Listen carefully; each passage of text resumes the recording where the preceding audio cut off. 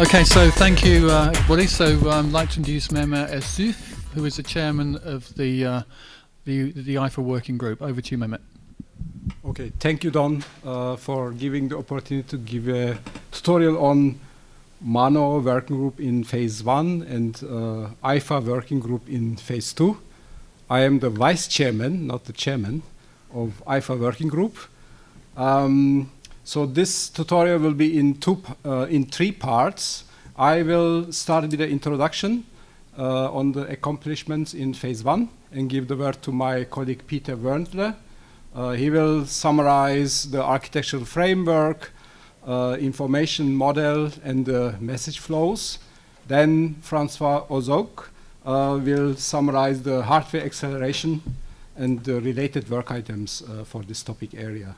So let me continue with the Mano Working Group accomplishments in Phase 1.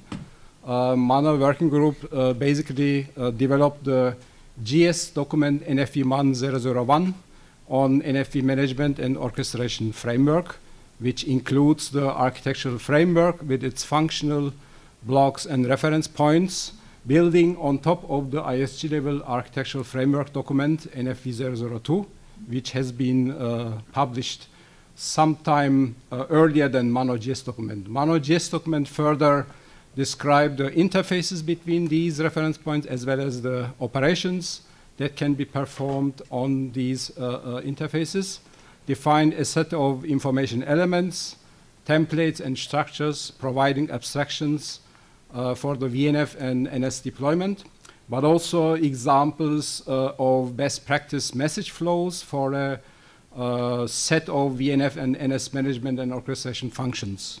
Last but not least, the GS document identified gaps in existing standards related to NFV Mano. Mano GS document is already in use in different organizations for the analysis of this topic area from their point of view. As such, Mano GS document has a substantial impact already in the industry, is referred to from diverse analysis documents and marketing documents. Last but not least, Mano Working Group discussed different documents from outside organizations, but also had communication liaison exchange with organizations like TM Forum, 3PP SA5, ONF, Oasis Tosca, DMTF, OpenStack, and BBF. So I will give the word now to Peter, who will summarize the architectural framework and information elements. Thank you, Mehmet. I will give a brief introduction in what are the information elements we're using, how the basic architecture in Mano and IFA is built, and particularly the descriptors we're actually using. So where do we start from? What do we actually have? How does an NFV stack look like? So what we start from the very bottom is that we have some compute, storage, and network resources, and those are physical resources. On top of those, we put a virtualization layer to actually abstract those physical resources. And the virtualization layer actually gives us virtual compute, virtual storage, and virtual network. And those components or those resources we can actually use to build VNFs. So VNF is basically the combination of different virtual resources into a larger component, which we called a virtualized network function. And then, of course, we load images, so these VNFs can actually provide some functionality. In the next layer, we take those VNFs and combine them to what we call a network service.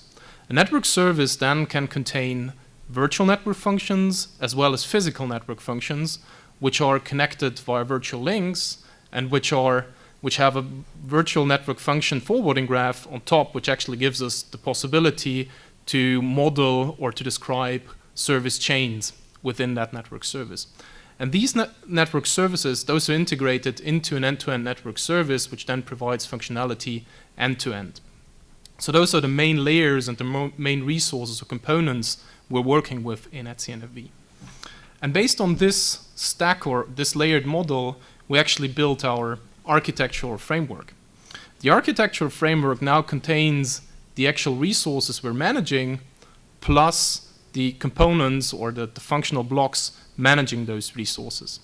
And when we start from the very bottom layer, on the bottom left, you see again our hardware resources, the virtualization layer, virtual computing, virtual storage, and virtual networking. To manage these components, we have what we call the virtualized infrastructure manager. So the virtual infrastructure network manager gives us an interface, gives us a management interface to create, delete, and modify virtual resources such as virtual compute, virtual storage, or virtual networking. The virtualized infrastructure manager interacts with the NFVI, so with the NFV infrastructure via the NFVI interface. Now, the next layer in our layered view was the VNFs. The VNFs have two parts which are managed. There is a functional management, which is performed by the element manager, and we have basically the virtualized view on those VNFs that is provided by the VNF manager. So the VNF manager manages those VNFs via the VE VNFM interface and consumes resources from the virtualized infrastructure manager via the VI VNFM reference points between the VNF manager and the virtualized infrastructure manager. Now the next layer on top is the network service level. And the functional block which is responsible to actually manage those network services, that is the orchestrator, the NFV orchestrator. And for this, to execute this management for network services, it actually consumes interfaces provided by the VNF manager and interfaces provided by the virtualized infrastructure manager via the respective reference points.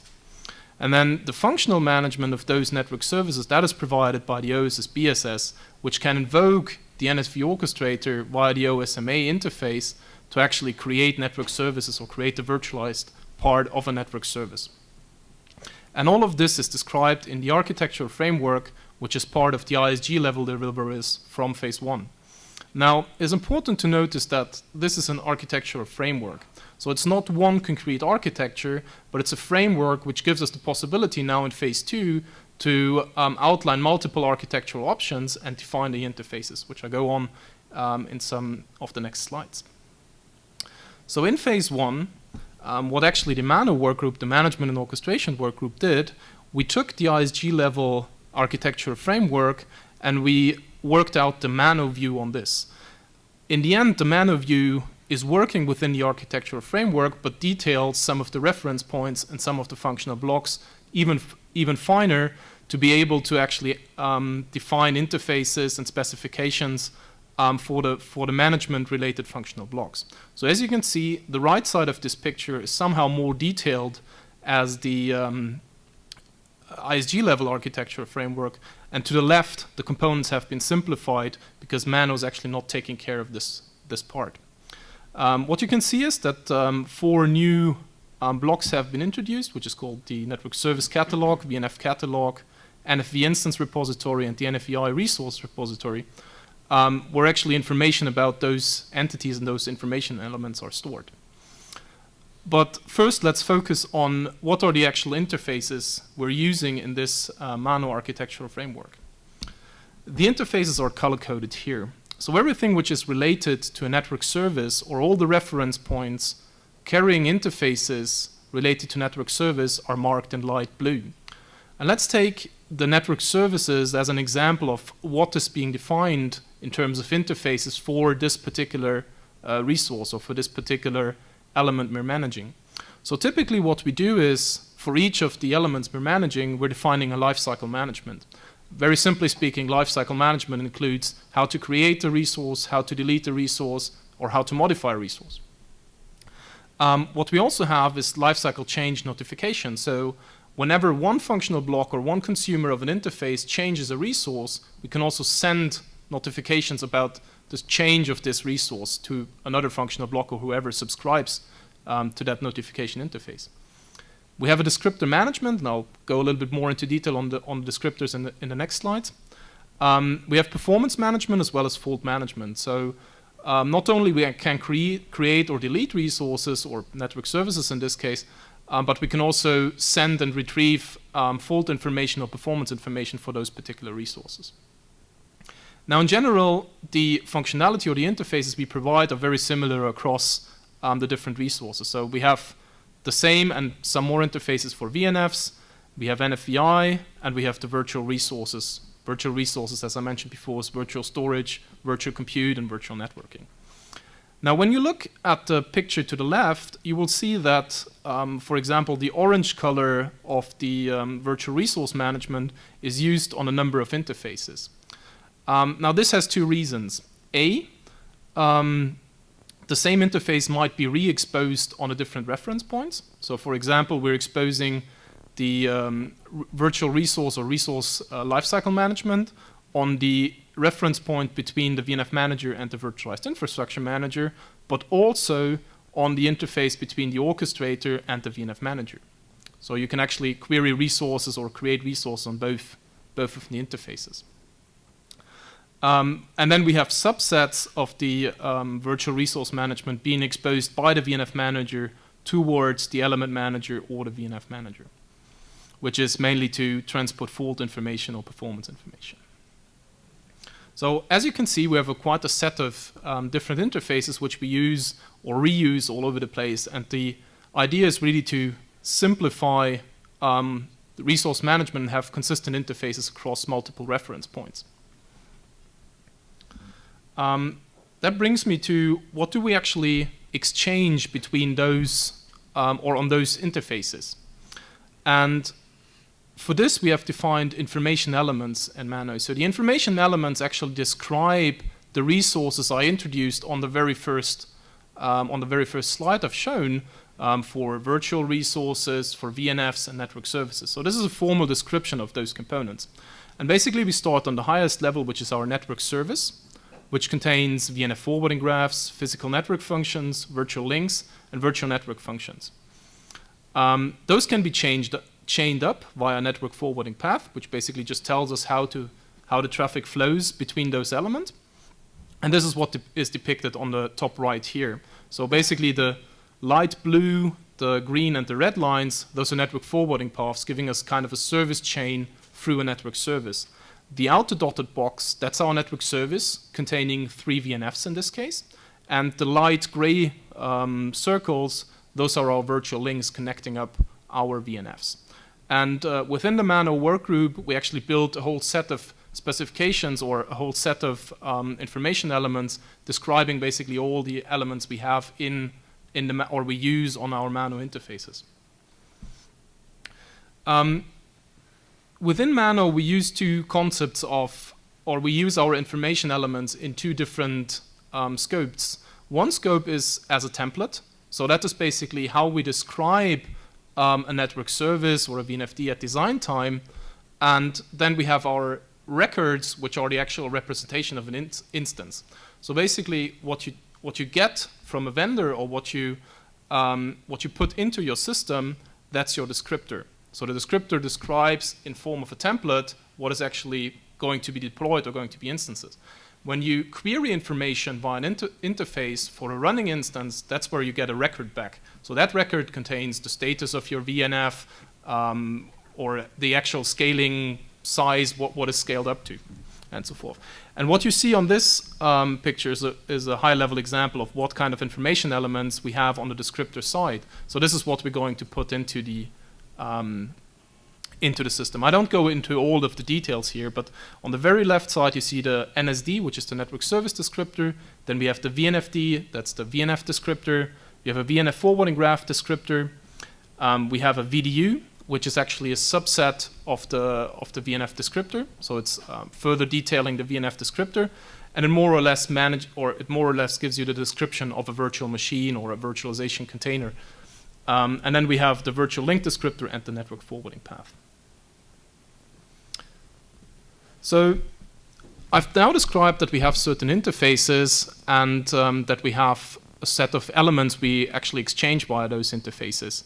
Now the next part is to give an example how we use those interfaces in the scope of Mano. And therefore we presented I'm going to present two examples of flows, how the interfaces are being invoked and what information is being exchanged. So first of all, how do we instantiate a network service? We have a sender who is actually requesting the instantiation of a network service, and typically this is the OSS, but it could be any other functional block consuming the network service lifecycle management interface from the NFVO.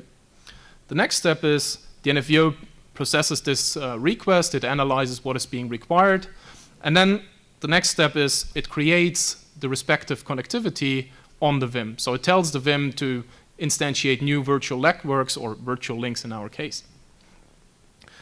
When the Vim gets back to the NFVO scans the network service request for the VNFs which have to be instantiated, and it sends all those instantiation requests to the VNF manager, which then takes care about the details of how to actually instantiate this particular VNF. If that is done, we have all our VNFs instantiated. What we have now is a set of VNF instances and a set of virtual links. So the next step is to actually connect up those VNFs to the virtual links according to what has been described in the VNF descriptor.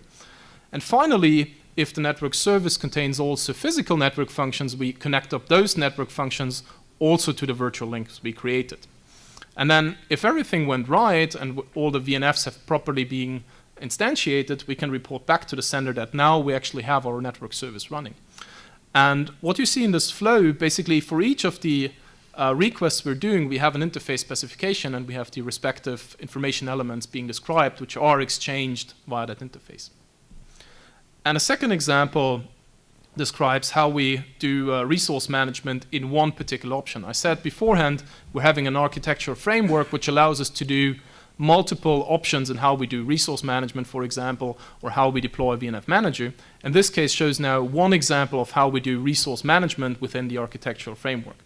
So we have a sender again, which could be the NFVO, the element manager, or the VNF manager itself, for example, based on a lifecycle management request the VNF manager receives. So we sent now this VNF lifecycle management request to the VNF manager. The VNF manager processes that request, and based on what is in the request, it sends a grant request to the NFVO to actually get permission from the NFVO to execute this lifecycle management request.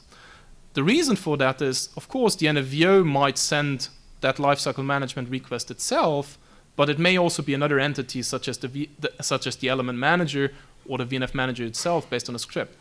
Then we cannot guarantee that in this particular moment of time we can execute that lifecycle management because it might impact the network service, and this is why we actually asked the NFVO prior if it's okay to execute this particular lifecycle management request. So if we're lucky, the NFVO tells us, yes, it's right, you can execute this lifecycle management request. We're sending back, it's good. And then the VNF manager starts to create and allocate or modify the resources as indicated in the VNF descriptor and talks directly to the Vim without any further interaction with the NFVO for the resource allocation. There might be additional processing afterwards. There might be interaction with the VNF, there might be interaction with the EM, but this is not depicted here. This is really focusing on the resource allocation, where here really the main message is that we first contact the NFVO, check if it's okay to execute the request, and then we go on and talk to the Vim directly. The NFVO in this third step or in the second step may also tell the VNF manager where to actually allocate the resources.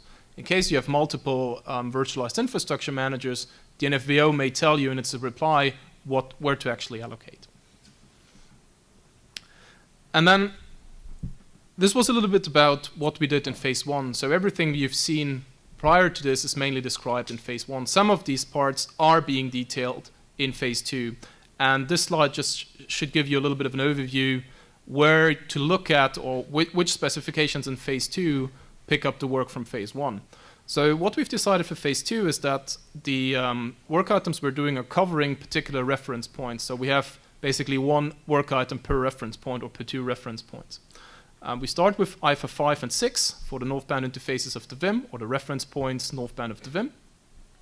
We have IFA 8 for the communication between the VNF manager and EM and VNF, both considering the interfaces exposed by EM VNF as well as the interfaces exposed by the VNF manager. And we have IFA 7 for the communication between the NFVO and the VNF manager. And we have IFA 13 and 12 for the communication between the NFV orchestrator and the OSS BSS systems. Additionally, we have 4 work items which are listed here to the bottom left, where IFA 9 describes the architectural options within the architectural framework we can have. It's a report, so we're just outlining concretely which are the options we're taking care of in our specifications. We have IFA 10, describing not only the communication between the functional blocks, but actually describing the functionality of a particular block. So that's where you can actually look at what the VNF manager is supposed to do. Not which interfaces it provides, but what it's actually supposed to do. And then we have 2 work items dealing with or specifying the descriptors I introduced previously. We have IFA 11 for the VNF package and the VNF descriptor, and we have IFA 14 for the network service descriptor.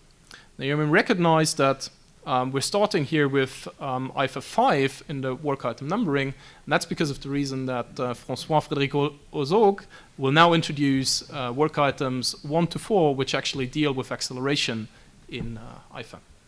This is an experience that can illustrate the importance of acceleration. Last month there was an IFA meeting right there, and I took the same flight from Paris to San Francisco. But I checked in at 6 p.m. Today I checked in at 3:30 p.m. So why is that? Well, I used acceleration. I used my frequent flyer card to pass through immigration in 40 minutes. And then I used my Hertz Gold card to get my car very fast. So here acceleration is not just doing things faster. It's being able to do my job, because if I was arriving here at 6 p.m., I was not doing my job. So acceleration can be seen as a feature, and for NFV that's the very same thing. If one application is performing at 1 gigabit per second instead of 10 gigabit per second, then it's not doing its job. So acceleration can really be seen as a feature, not just a nice to have. So now acceleration is also seen as, how can I say that? Hardware has to be visible directly from the VM. That's many people think about that's mandatory. Well, if we take into account what has been measured recently with OVS and DPDK integration, then actually the virtualization is not the cost. That was the Linux the networking stack of Linux that was causing the delays, not the virtualization. Another aspect of acceleration is that, is it only hardware? Well, acceleration can also come from software, as accessing the hardware itself has a cost. And as a matter of fact, when you're dealing with, let's say, packet encryption with 64-byte packets, you only get maybe 20%, or more precisely, probably 5% acceleration with hardware, as opposed to software-based acceleration due to our very nice processor makers here in the room. It's amazing how we can do things in software. So having said that, IFA designed an acceleration model that builds on abstract acceleration capabilities and not building on hardware-defined constraints. So in order to do that, we identified a set of acceleration capabilities that we're going to discover a little bit later. Having said that, hardware acceleration and hardware dependence might be inevitable, in the sense that if you have unknown or non-abstract capabilities, then you have to do the job directly with the hardware, not with an abstraction, because it's not known at the time. or sometimes because the VNF vendor wants to have direct access to hardware for some reason. So in that case, acceleration is still possible by specifying hardware dependence in the VNF descriptor, but that's something that has to be handled directly at the resource management level. So the abstract acceleration model is based on one entity which we called extensible para-virtualized device. This extensible para-virtualized device builds on existing technology, more precisely on Virtio, for example. And its goal is to give access to acceleration, be it software or hardware, in the most efficient manner to the VNF. And in some instances, this might mean that the hypervisor collaborates with the extensible para-virtualized device, so that it can, the EPD can bypass virtualization and hence having the most direct access to hardware or software acceleration without losing portability.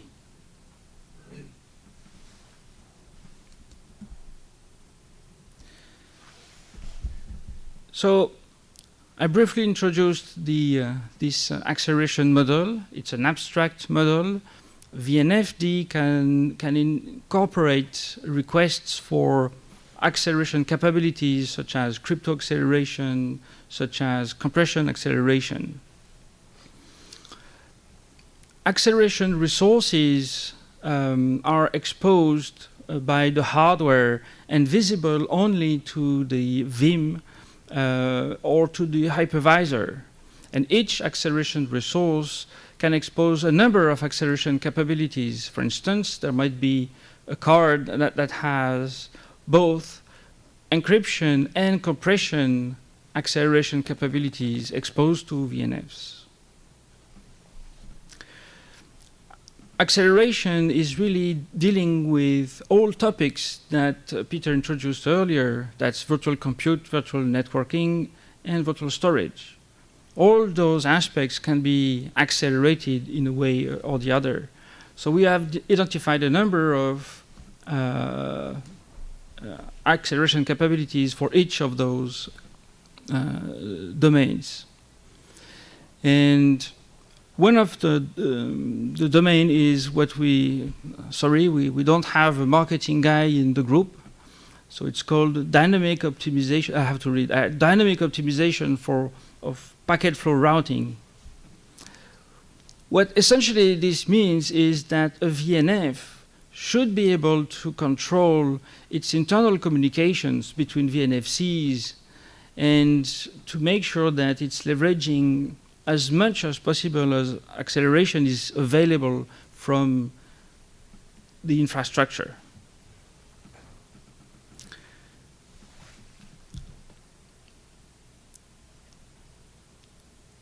I'm trying to think if I have forgotten something important, and I think I'm quite good. Sorry for the reminder.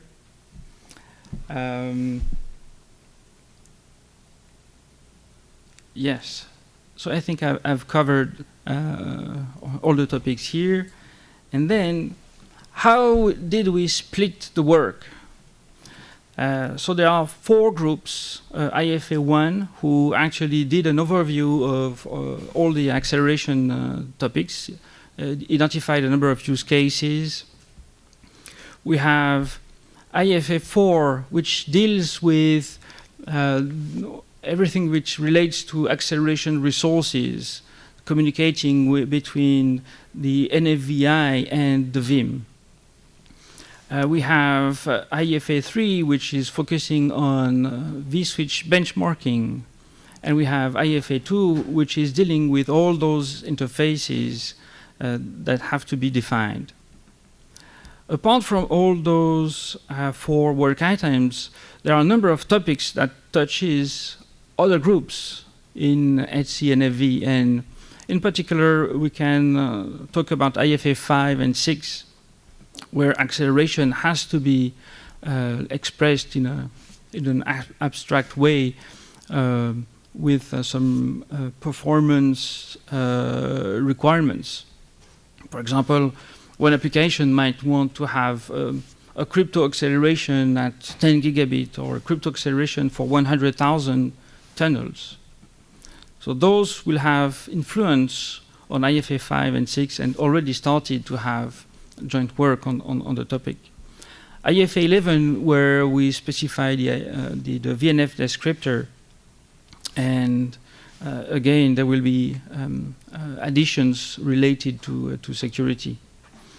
For Eve, we know that there will be some hypervisor support required, and maybe some liaison with Oasis. We already have a liaison with Oasis, but only for Tosca. We need to set up additional liaisons with Vertaio group, for example. We need also to have other discussions with the Rail group for example, accelerator state migration from one machine to the other. We need to work with the SEC group to make sure that we are building trust again with the acceleration. And test also will be involved to make sure that we properly deliver on acceleration.